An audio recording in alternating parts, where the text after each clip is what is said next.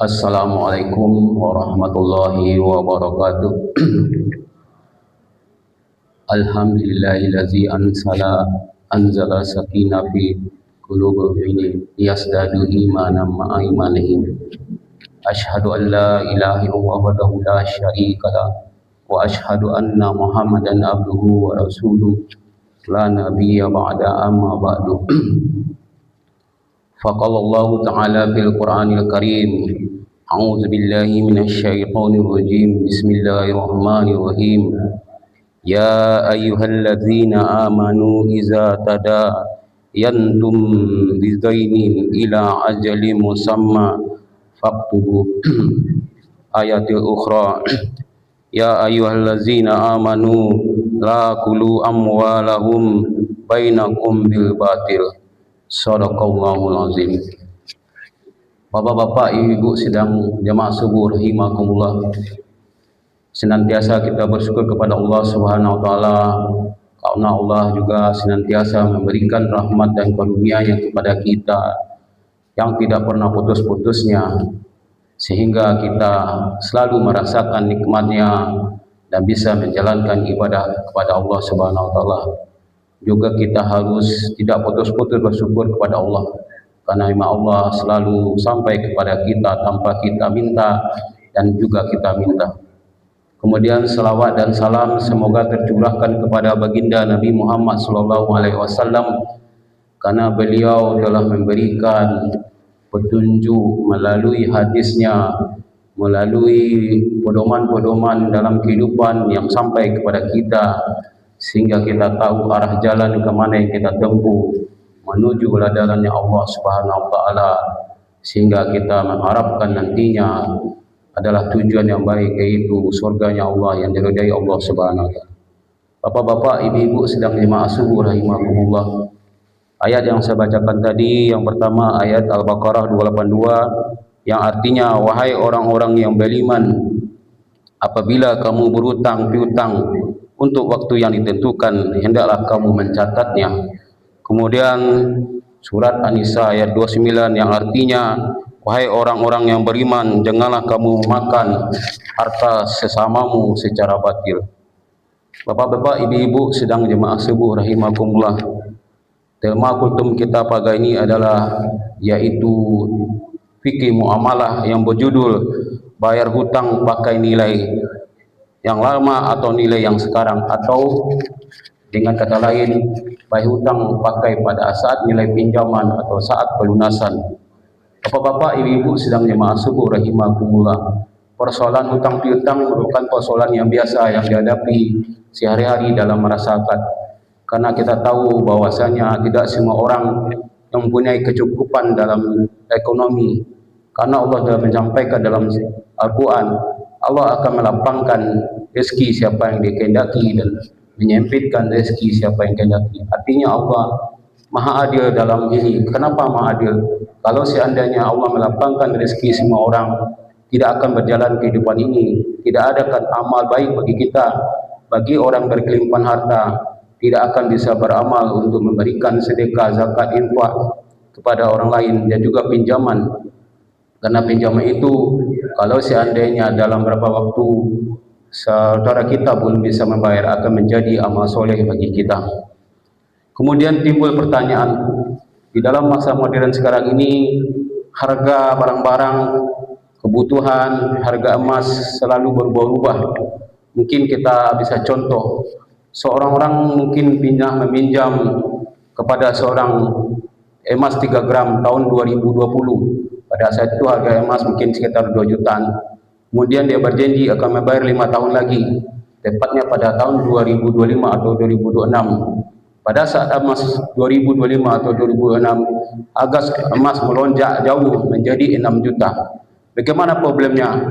Apakah seorang itu membayar pada saat harga emas 3 gram tahun 2020 dengan 2 juta atau dengan harga emas sekarang yang mungkin 6 juta? Inilah problem yang selalu terjadi perselisihan di masyarakat, di mana seorang yang meminjam membayar dengan harga emas pada saat dia meminjam dengan harga 2 juta, sementara pada saat 2025 atau 2026 orang yang meminjamkan harta tidak mau lagi menerima karena harga emas sudah melonjak jauh, karena nilainya menjadi berkurang dari 2 juta menjadi harganya yang 6 juta. Kalau seandainya dibayar dengan 2 juta, maka tidak sampai dengan 1 gram emas.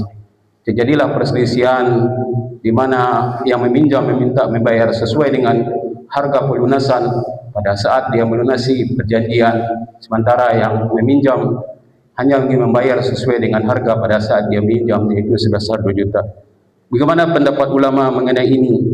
Syekh Atiyah Shakar, salah satu komite fatwa daripada Azhar Mesir, menyampaikan 3 pendapat yang berdasarkan ijtihad dari ulama. Yang pertama menyatakan bahwa yang menjadi acuan dalam pembayaran hutang adalah nilai nominal yang sama sejak seseorang meminjam. Artinya jika seseorang meminjam yang Rp100.000, maka ia kembalikan Rp100.000 tanpa perlu memperhitungkan naik turunnya harga, bahwasanya atau turun berubahnya harga daya beli masyarakat. Pendapat ini merupakan pendapat dari mazhab Maliki, mazhab Syafi'i dan sebagian daripada mazhab Hanafi dan mazhab Hambali. Kemudian yang kedua, pendapat menyatakan bahwa yang dijadikan acuan adalah nilai barang pada saat pelunasan dilakukan. Pendapat ini merupakan pendapat Imam Abu Yusuf yang merupakan dari kalangan mazhab Hanafi. Kemudian dipilih dan dikuatkan oleh sebagian ulama Hanafiyah serta menjadi salah satu pendapat mazhab Syafi'i dan Maliki. Kemudian pendapat yang ketiga menyatakan bahwa ketentuan pembayaran disesuaikan dengan besar kecilnya perbedaan nilai yang terjadi. Jika selisih atau perubahan nilai tersebut tergolong sedikit atau tidak terlalu jauh, maka pembayaran cukup menggunakan nilai saat pada barang dipinjam. Namun jika perubahan nilainya sangat besar dan jauh berbeda, maka pembayaran harus didasarkan yang berlaku pada saat pelunasan dilakukan. Artinya yang ketiga ini sesuai dengan kondisi yang berlaku. Tetapi semua ini punya kelemahan. Untuk pendapat pertama mempunyai kelemahan. Jika pihak yang memberikan utang akan merasa dirugikan apabila barang naik sehingga nilai utang berkurang. Artinya kalau seandainya dibayar pada saat nilai pinjaman, sementara utang yang dibayar pada saat pelunasan, contoh emas tadi, pada saat dia pinjam tahun 2020 harga emas 2 juta, sementara pada saat dia melunasi pada tahun 2025 harga 6 juta, sementara dia akan membayar sebesar 2 juta. Ini akan merugikan orang yang meminjamkan tersebut. Kemudian pendapat kedua juga mempunyai kelemahan. Sebaliknya pendapat kedua juga memiliki kelemahan, yaitu mengandung potensi kerugian bagi peminjam jika harga barang turun sehingga nilai utang yang harus dibayarkan justru lebih besar. Mungkin contohnya harga emas tahun 2020 2 juta, bisa jadi harga emas tahun 2025 menjadi 1 juta. Kalau dia membayar 2 juta, sementara harga emas turun jadi 1 juta, dia akan membayar lebih besar daripada saat dia meminjam. Bagaimana solusinya? Solusinya adalah menurut Syekh Atiyah Shakar mengatakan jalan yang paling aman dan menjauhkan dari perselisihan maupun kerugian adalah jika kedua pihak bersepakat di awal mengenai cara pembayarannya. Meskipun hal tersebut menjadi mengandung ketidakpastian seperti pendapat pertama dan pendapat kedua, karena hal ini termasuk memilih bahaya atau kerugian yang paling aman atau yang paling ringan. Jadi jalan keluarnya adalah kalau seandainya pada saat meminjam itu dilakukan yang namanya kesepakatan. Mungkin bisa kalau pinjamnya cukup besar, mungkin bisa dilakukan di notaris atau dilakukan ada saksi-saksi seperti di kelurahan atau RW. Mungkin pengalaman orang tua saya pernah meminjam selang pinjam rumah dengan 83 gram emas pada saat tahun 80, kemudian dilunasi pada tahun 2000. Kemudian pada saat meminjam orang tua saya membuat surat daripada pinjam meminjam di kantor lurah sebagai saksinya.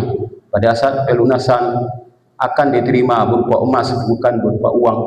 Karena pada saat meminjam 83 gram emas dikali pada saat itu emas mungkin tahun 2.500, pada sementara tahun 2020 emas sudah melonjak dengan harga sejatuh 1.500.000. Kalau seandainya tidak ada kesepakatan di awal, salah satu pihak akan dirugikan. Kalau seandainya 83 emas gram dikali 2,5, pada saat itu 20 juta. Kalau dibayar pada tahun 2020 harga dengan jumlah 20 juta, itu hanya akan mendapat 8 emas, akan menjadi kerugian bagi peminjam. Kalau seandainya peminjam, kalau tadi misalnya harga itu turun, maka akan peminjam juga dirugikan. Jadi jalan tengahnya adalah bagaimana kesepakatan di awal, dibuat surat perjanjian di mana dipilih di antara 3 pendapat tadi. Kalau seandainya pendapat pertama itu dilakukan dengan sesuai dengan nilai, itu sudah disepakati sejak awal. Kemudian kalau pendapat kedua dipakai, itu disepakati sejak awal. Jadi kesimpulannya adalah ketiga pendapat ini merupakan ijtihad ulama. Tidak ada yang begitu tegas disampaikan ulama, karena semua mempunyai kelemahan dan kekuatan. Akan tetapi ulama Syekh Atiyah Sakar menyampaikan kesepakatan di awal lah yang menjadi kuat. Kalau seandainya para pihak yang meminjam dan meminjam memberikan kesepakatan mana yang dipilih di antara 1, 2 dan 3 dari pendapat tersebut. Bapak-bapak, ibu-ibu rahimakumullah, ini perlu kita ketahui, jangan sampai karena kita memakan hak orang sesuai dengan surat An-Nisa tadi 29 tadi, jangan memakan harta sesama kita secara batil. Dan juga Allah menyampaikan dalam surat Al-Baqarah 282, kalau seandainya ada hutang piutang dalam jangka waktu yang panjang, maka dituliskanlah. Itulah ketegasan dari Allah Subhanahu wa taala yang diambil oleh pendapat Syekh Atiyah Sakar. Intinya kesepakatan ia dibuat pada saat pinjam meminjam sehingga tidak jadi perselisihan di kemudian hari. Bapak-bapak, ibu-ibu rahimakumullah, mungkin itu saja yang dapat sampai pada pagi ini sebagai manfaat bagi kita. Jangan sampai terjadi terulang. Kalau seandainya pernah terulang, kalau pegang tanah pada tahun 80 sementara pada tahun 2000 dibayar dengan harga pada tahun 80, akan merugikan orang yang meminjamkan. Demikianlah, terima kasih atas segala perhatiannya. Mohon maaf atas segala kekurangnya. Assalamualaikum warahmatullahi wabarakatuh.